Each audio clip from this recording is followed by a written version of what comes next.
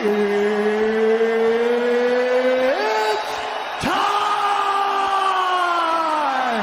All rise for the undisputed UFC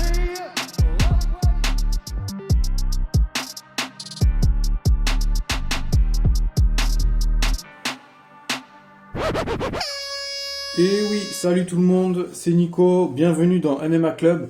Je suis super content de vous retrouver un petit peu comme d'habitude parce que déjà c'est le week-end et deuxièmement parce qu'on va parler des poids lourds et j'adore les poids lourds. Alors, on va parler du casse-tête des poids lourds. Pourquoi le casse-tête des poids lourds? Tout simplement parce que si on regarde le top 10, c'est un petit peu le bordel. Le classement n'est pas vraiment représentatif de la réalité. Et pour aborder ce sujet, je vais commencer ce podcast par des petites statistiques basiques. Donc si on regarde le top 10, il y a seulement 3 combattants du top 10 qui sont sur 3 victoires d'affilée. Il s'agit, je vais vous laisser le temps de deviner, il s'agit de Francis Ngannou bien sûr. Ensuite, il s'agit de Tai Tuivasa. Et le dernier, je prends mon temps, il s'agit de Thomas Aspinall. Voilà, sauf que pour Tuivasa et Aspinall, c'est contre des hors top 10. Et oui. Les 6 autres ont une défaite. Et enfin, il y a Jairzinho Rozenstruik qui est 7e au classement et qui a 2 défaites. Alors, moi, perso, je préfère encore voir Marcin Tybura ou Sergei Spivak que Rozenstruik en ce moment. Pour moi, ce classement n'est pas seulement basé là-dessus. Heureusement, ce classement est faux. Imaginez également que Oleinik, Sakai et Waltaris sont sur 3 défaites d'affilée en étant 13e, 14e et 15e. Donc c'est pas possible de renouveler une catégorie poids lourd en conservant ces gars à ce niveau-là de la compétition. Pour info, donc Cyril Gane est classé premier ou deuxième selon les avis parce qu'il y a Stipe Miocic aussi. C'est le premier français et Alan Bodo est classé 37e pour le deuxième français. Donc voilà, maintenant on va parler maintenant du call-out de Curtis Blade sur Cyril Gane. Quand Curtis Blade call out Cyril Gane, immédiatement, et comme beaucoup de monde, je me suis dit, il est malin. Alors, Cyril sort d'une défaite donc contre Francis Ngannou, mais il reste numéro 1, numéro 2. Il est potentiellement à un combat du titre Curtis Blade, du coup, en faisant ce call out. Il a bien vu Francis qui trouve le bon game plan. Donc c'est un roi, hein. Vraiment, Curtis Blade, t'es un roi, t'arrives, la table elle est mise. T'as juste à bouffer ce qu'on te prépare, c'est magnifique. Le timing est idéal parce qu'il sait que Cyril n'est pas prêt. Concernant Dana White, Curtis Blade, c'est sûrement moins cher et moins dur dans les négociations que Miocic. Le problème, c'est que Curtis Blade ne fait pas vendre. Déjà, il ne fait pas vendre sur son territoire. Alors en France, j'imagine même pas. Peut-être par contre qu'il est envisageable donc que ça se fasse en France d'ici 7-8 mois. Cet argument, il est compliqué. Moi, j'ai l'impression que l'UFC en France, en 2021, c'est trop tôt. C'est pas possible. Ils ont déjà booké comme jamais jusqu'à fin juillet des UFC en public. Alors les plans en privé, ça doit être fou. Il y a le Brésil, le Mexique, il y a quoi? Il y a la Chine, il y a la Russie. Donc voilà. De ce point de vue-là, c'est pas facile. Concernant le call-out en lui-même, alors personnellement, j'aurais peut-être demandé à avoir Stipe Miocic si j'avais été Curtis Blade. Et j'aurais préféré que Cyril se batte contre Aspinall si celui-ci gagne son combat. Donc j'aurais bien aimé ensuite que les deux vainqueurs de ces deux combats s'affrontent pour un second titre intérimaire, puisque Francis Ngannou ne reviendra peut-être pas, ou du moins pas avant 1 an. Donc ça, c'est globalement la solution de facilité, avec un peu de surprise, et tenter d'amener un prospect dans le top 5. Donc là, je parle d'Aspinall, ou Tuivasa, bien sûr, puisqu'aujourd'hui, Aspinall, il est 10e. Donc pareil, hein, ça ne reflète pas du tout sa place dans la catégorie, parce que pour moi, il est à la place de Rozenstruik. Pour moi, il est plus 7e ou 6e, avec Tuivasa, justement. Donc la première chose importante, si je me recadre sur ce call-out de Curtis Blade, la première chose importante, c'est que Cyril se fasse call-out. C'est-à-dire que maintenant, il fait partie des gens qu'on appelle. Ce n'est plus à lui d'appeler les gens. Ce changement de statut va avoir beaucoup d'importance sur la façon dont l'adversaire te respecte, dont l'adversaire t'appréhende et dont l'adversaire se sert de ton nom pour lui-même s'élever. Je donne un exemple. Quand tu as ce no-name qui élimine des adversaires un à un mais qui n'est pas encore très connu, tu n'as aucune raison de t'inquiéter, tu n'as aucune raison de l'appeler son nom pour combattre, et donc tu es encore moins intéressé à sa façon d'être dans la cage parce que Curtis Blade, je pense qu'il se sentait vraiment au-dessus de Cyril pendant longtemps, quoi. Il n'y a que maintenant avec le title shot où ça a de l'intérêt pour lui de l'appeler. Maintenant, Cyril, c'est plus un prospect. Il va être décortiqué par ses adversaires. Il va clairement devoir renouveler un petit peu pas sa garde-robe, mais sa façon d'aborder les combats, ses skills, car ses adversaires vont l'attendre exactement là où il est. Le deuxième point important pour moi, c'est que c'est un lutteur de prédilection. Ça ne veut pas dire que c'est amené à se passer de la même façon que contre Francis Ngannou, parce que Francis Ngannou n'était pas forcément un lutteur de prédilection. Tu affrontes là un adversaire qui est meilleur que toi en lutte, mais tu sais quelles sont ses armes. Tu sais ce que tu dois faire. Et c'est exactement ce qu'il ne s'est pas passé contre Francis. Il attendait Francis dans des secteurs bien précis. Ça ne s'est pas passé du tout comme prévu parce qu'il n'était pas préparé à devoir autant lutter contre un poids aussi lourd, finalement autant affûté, avec un cardio qui tient aussi bien la route. C'est la grande différence entre Curtis Blade, qui fera du Curtis Blade, son prime est, on va dire, passé. Il n'est plus question de se renouveler pour lui, on va l'attendre dans ce qu'il sait faire. Il va boxer, il va lutter, il va y aller un petit peu avec les coudes. Il n'y aura pas d'effet de surprise de ce côté-là. Si tu étudies ton adversaire, tu auras vu quelles sont ses limites actuelles et il n'y aura pas de surprise pour Cyril, qui cette fois sait très bien à quel type d'affrontement il va devoir se préparer. Il n'y a pas de piège. Il n'y a pas cette équation psychologique qu'il y avait entre Fernand et Francis qui vont parasiter le combat, qui vont occuper les médias, qui vont peut-être te faire gaspiller un peu d'énergie, un peu de stress. Il n'y aura pas cette pression médiatique française aussi. Ça va se reconcentrer sur l'essentiel et c'est très sain. C'est très sain pour tout le monde. C'est très sain pour le MMA surtout. Maintenant, concernant les enjeux. Curtis Blade, il est toujours dans le mix pour un potentiel title shot en cas de victoire. La première chose, déjà parce que au-delà du fait qu'il se soit mangé un énorme KO par Derrick Lewis, il était dominant, il était clairement en train de gagner une décision unanime. Ça signifie par exemple que mentalement sa dynamique n'est pas atteinte comme quelqu'un qui est stoppé parce qu'il a été dominé et mis KO de manière sur le long terme, quoi. Comme si l'affrontement avait été sanguinolent du début à la fin. Non, là il dominait et malheureusement il s'est pris une pêche sur une mauvaise décision. Il a fait le mauvais choix d'aller chercher le takedown. C'était inutile en tout point à ce moment-là du combat. Ensuite il a pris un Rosenstruik encore sonné. Donc il l'a battu. Voilà, Curtis ramasse encore une fois, il ramasse les miettes comme il veut le faire avec Cyril Gane. Comme on disait avant, il mange tout ce qui reste. Deuxièmement, Tai Tuivasa et Tom Aspinall ne sont pas encore prêts pour le title shot. Même en cas de victoire, ça risque de faire juste.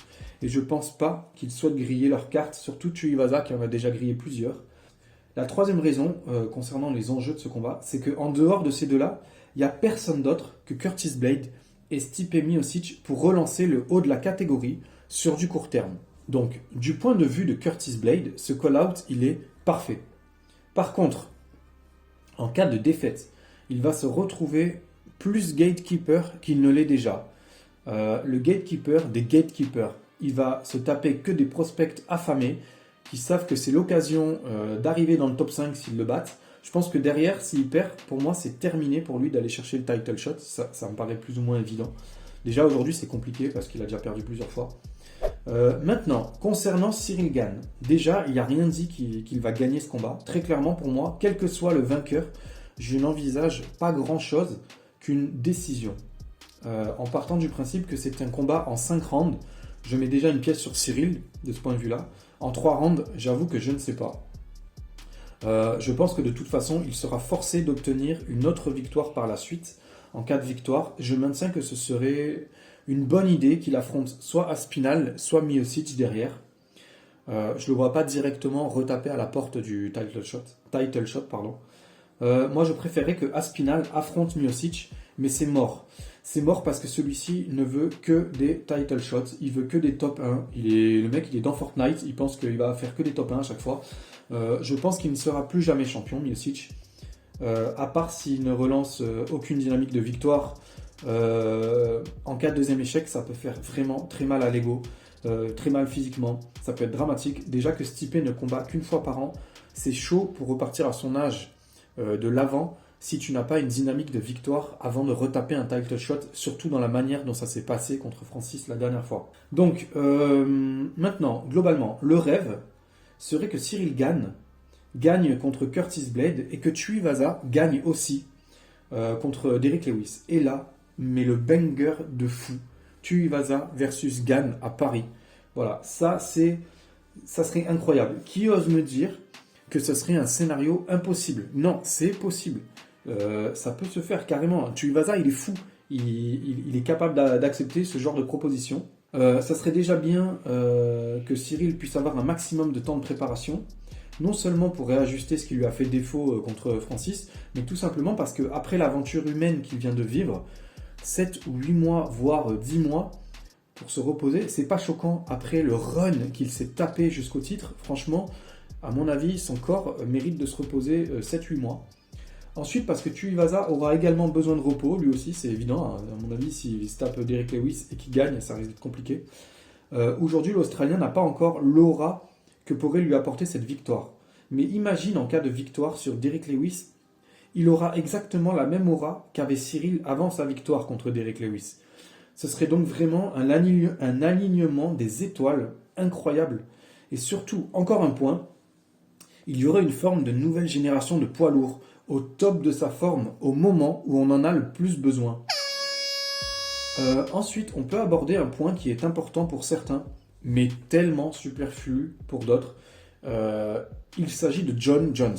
Alors, l'UFC a clairement montré à Jones que c'est déconvenu avec la justice, que toutes ces petites erreurs de la vie, ça lui a coûté pas mal de bras de fer perdus, surtout financièrement d'ailleurs.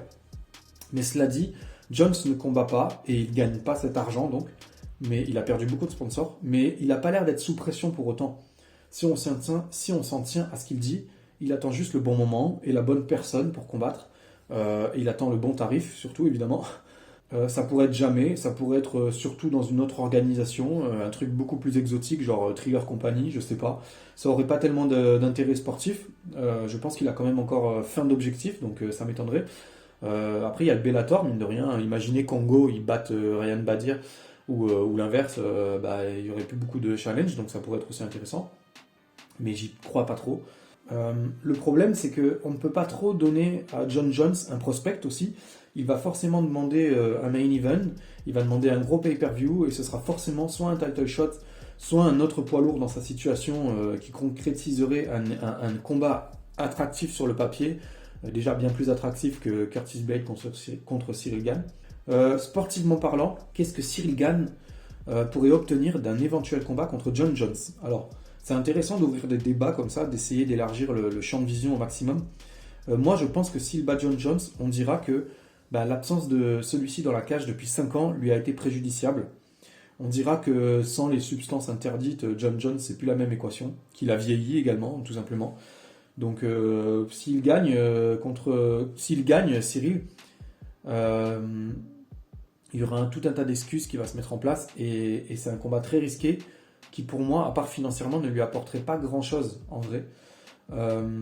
Mais si Jones gagne contre Cyril, déjà Cyril, niveau classement, ça deviendra très compliqué. Ensuite, tout simplement, c'est tout à fait possible, vu les aptitudes de Jones à mettre ses adversaires au sol, à se servir de son poids, de son dos, de les user physiquement. C'est tout à fait ce que Cyril a enduré dernièrement. Et vivre 2 fois le même calvaire, parce que franchement, c'est tout à fait possible. Hein. Jones, il est vraiment dans ce délire-là. C'est une putain de pieuvre. Ça pourrait être un vrai calvaire. Je pense pas que les fans ont envie de revoir Cyril vivre 2 fois le même scénario en se disant mais merde, il n'a pas progressé, alors qu'en fait c'est juste que John là-dessus c'est une machine. Donc ça pourrait faire très mal. Hein. On a vu Cormier, il était jamais battu en lutte. Bon ben quoi qu'on en dise, Jones il a laminé sur ce point-là. Donc c'est compliqué. Moi ça me fait peur. Vu comme ça, j'y vois pas trop d'intérêt. Évidemment, s'il débarque avec un game plan de fou et qu'il passe une soumission de malade ou un TKO au premier round, on va tous crier au génie de Fernand Lopez et de Cyril Gane. C'est normal, ça serait mérité d'ailleurs. Mais malheureusement, je le vois pas trop comme ça. L'autre piste, c'est qu'il reste un seul combat à Francis Ngannou. Et Jones a l'air patient. Je pense qu'avec les pourcentages de pay-per-view, avec la hype que l'UFC pourrait mettre autour de ça, et surtout vu qu'il n'y a personne d'autre pour Francis d'ici un an qui est prêt à attendre autant de temps, c'est la meilleure chose qui puisse arriver à tous les deux au niveau sportif et au niveau financier. Je pense que Jones versus Ngannou, c'est la meilleure option pour fin 2022, début 2023. En attendant, le vivier de ces 7 personnes qu'on voit, que j'ai mis sur la pochette du podcast, c'est ce qui va faire 2022, quoi. C'est ce qui va faire la chaise musicale, et c'est sur eux qu'on va devoir compter, en fait, pour remuer un peu la catégorie des poids lourds, quoi, pour y mettre un peu de sang neuf. Donc voilà, j'espère, franchement, mais le rêve, ça serait Aspinall ou Tuivasa contre Cyril Gane à Paris, ça serait incroyable. Genre en juillet-août. Et puis, ou alors Tuivasa à Spinal, tout simplement aussi, ça pourrait être vraiment un banger de fou. Voilà, quoi qu'il en soit, je pense que là, on a un petit peu déchiffré un puzzle un peu foufou. Je pense que c'est une catégorie un peu casse-tête pour ceux qui matchmaking à l'UFC. C'est un peu compliqué. Donc voilà, j'ai essayé de mettre un peu de clairvoyance dans les potentiels de cette catégorie, dans ce qu'on peut faire dans le futur. Il y a beaucoup d'opportunités qui peuvent se créer, mais faut-il encore qu'il n'y ait pas de blessure, que les mecs soient prêts le jour J, qu'il n'y ait pas le Covid, ce genre de merde. Donc voilà, sur le papier, il y a vraiment de quoi faire. Voilà les gars, écoutez, MMA Club, c'est fini pour aujourd'hui. J'étais super content de faire ce petit podcast un peu micmac sur les poids lourds. C'est un peu le bordel, c'est un peu dur à déchiffrer et ça fait plaisir de s'y coller. On va parler de l'UFC 271 Adesanya contre The Ripper, Bob Whittaker. Et voilà, donc je vous dis à bientôt, je vous souhaite un beau week-end et comme d'habitude, je vous fais des gros bisous, prenez soin de vous, à bientôt.